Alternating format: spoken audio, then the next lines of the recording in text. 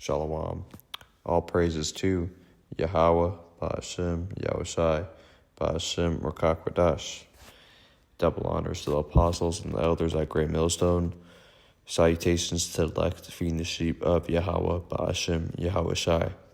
YAHAWAH is the true name of the Heavenly Father, which the world ignorantly calls God. Ba'ashem means in the name of. Yahushai is the true name of the Son, which the world ignorantly calls Jesus Christ. His true name is Yahushai. And I'm going to be making this lesson about God does not love everybody. God does not love everybody. And his name is YAHAWAH. YAHAWAH does not love everybody. And I'm going to start off with the book of 2 Ezra 6 and 56. As for the other people, which also come of Adam, thou hast said that they are nothing but be like unto spit. Okay? So the Lord don't care about anybody else except for the Israelites.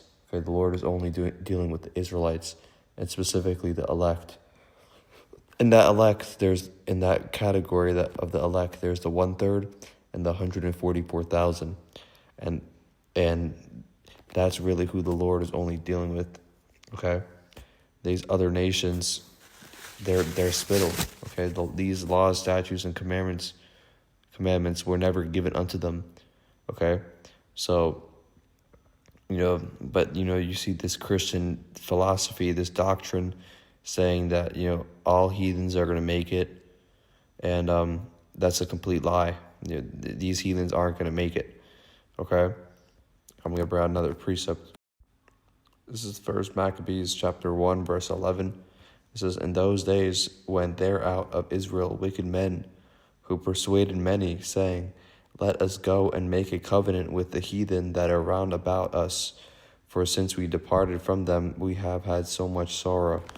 Right? So that's a wicked thing to basically try to say, oh, we can basically, make a covenant with these heathens. We can, there's going to be salvation for them, because there's no salvation for these heathens. The Lord, he set this up for Israel, okay? Specifically for the elect. Okay, and you just see the way these heathens, that's the thing, our nation, Israelites, every time we basically started following these heathen customs and these heathens, we were going off, and we had,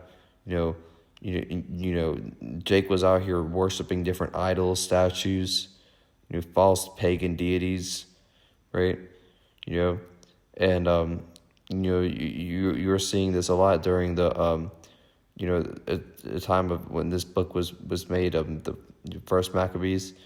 There was a lot of what you call Hellenization going on, where basically you had Israelites, right, that started taking on the customs of the Greeks, okay, and there's actually they basically you have many Israelites were basically put to death, right? You got the story of what happened with the mother and her 7 sons were basically put to death, right, for not consuming the pork.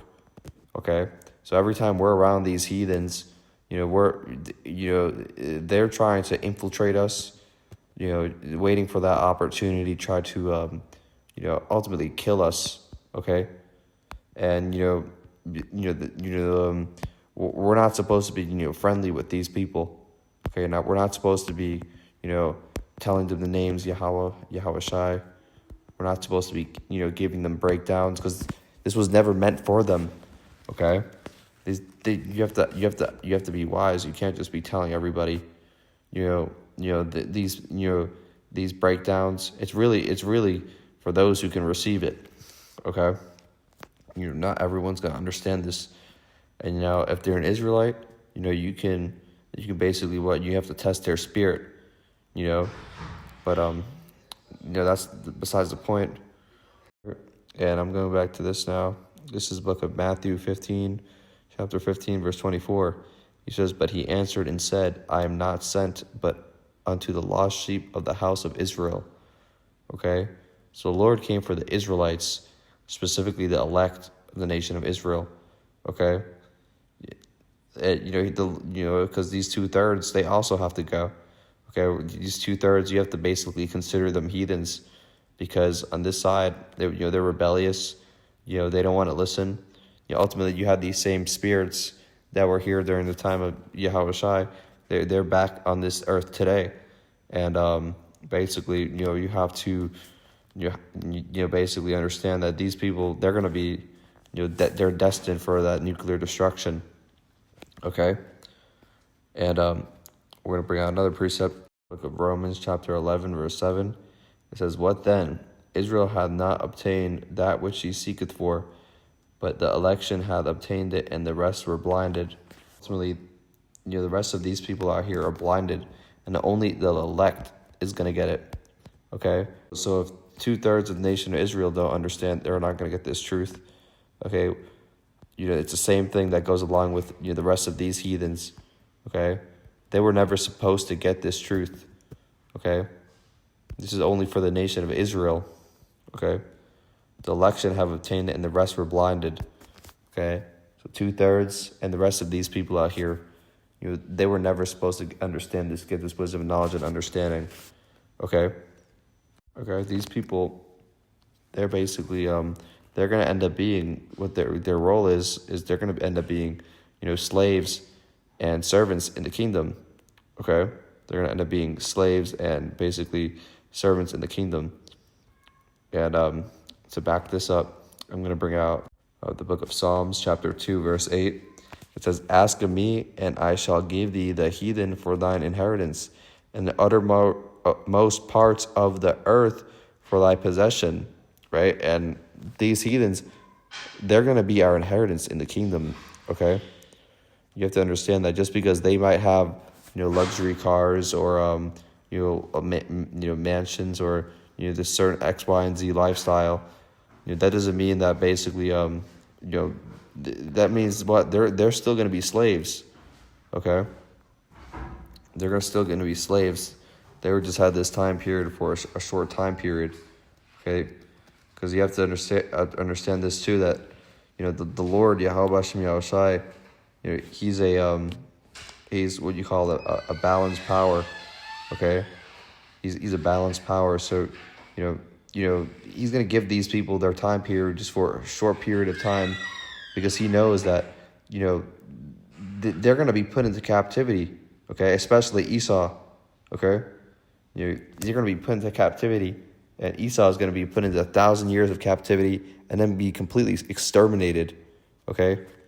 And when I say Esau, I'm speaking about the so-called white man, right? Which not all white people are Edomites, but you have, Israelites that might look so-called white. But you're going to have, the Edomites starting with the so-called highest level banking families, all the way down to these low-level Edomites. Just because they seems like they have, lots of, money and, wealth, or they're having a good time, that doesn't mean it's going to last forever. Okay? But you're going back, these people are going to be our inheritance. Okay? The Lord don't care about these people. Okay? And ultimately, we are just, the reason, we are technically under them right now is because it was a punishment unto us for going off. Okay? Now I'm going to bring out this precept as well. Psalm 60, verse 8. "Moab is my washpot, over Edom will I cast out my shoe. Philistia triumph because of me." Okay, so Moab, so-called Chinese, okay, they're basically a washpot. Okay, washpot, meaning they're going to be also, basically, servants in the kingdom. Okay, and over Edom will I cast out my shoe, because ultimately Esau, Edom, he's going to get the worst of this judgment. Okay, now we know all that these heathen nations, they're plotting against us. Okay, that's why they go to these different, every year they have these different, summits and, different, basically, events, right? And they just, they speak illy of us, behind closed doors, from these top level elites. They basically know that we are the Hebrew Israelites, and they speak badly about us. Okay, and they're finding out different ways to basically, try to basically, facilitate, or try to cause our downfall. Ultimately, the elect, no one's going to be able to touch, the Lord's elect, though.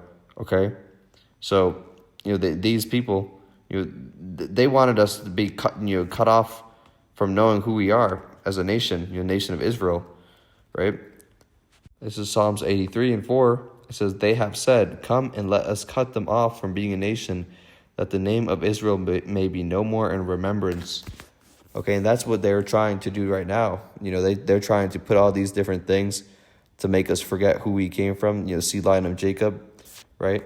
They try to basically make it seem like YAHAWAH wasn't a so-called black man.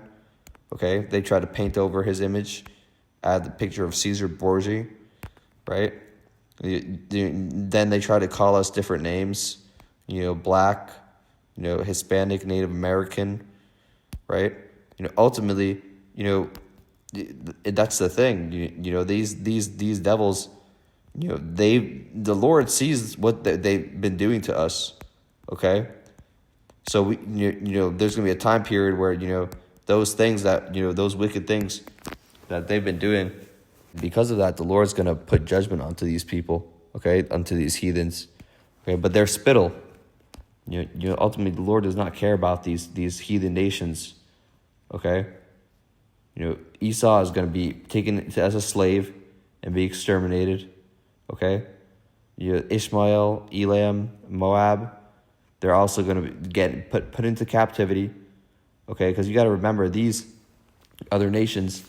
Like for example, Ishmael, right? They also had slave trades of their own, okay? And this is why Jake has been scattered across the four corners of the earth, okay? Because these people were involved, just like Esau, okay? But they had different trades of their own, okay? So ultimately, the Lord's going to bring punishment unto them, okay? I'm going to bring one final precept, and Lord willing, I'm going to make a part 2 to this lesson, but I'm going to bring one more final precept. The book of 1 Peter chapter 2, verse 9, and it says, "But ye are a chosen generation, a royal priesthood, and a holy nation, a peculiar people, that ye should show forth the praises of him who hath called you out of darkness into his marvelous light." Okay, so a holy people, a set-apart people. Okay, we were not like these people. That's why you see Elam, eating with their own fucking, poop and feet. Okay, you see, Esau, he was a cave dweller. Okay, you have, Moabites, right, eating all sorts of abominable foods. Okay, so that just this emphasis, right? The Lord, he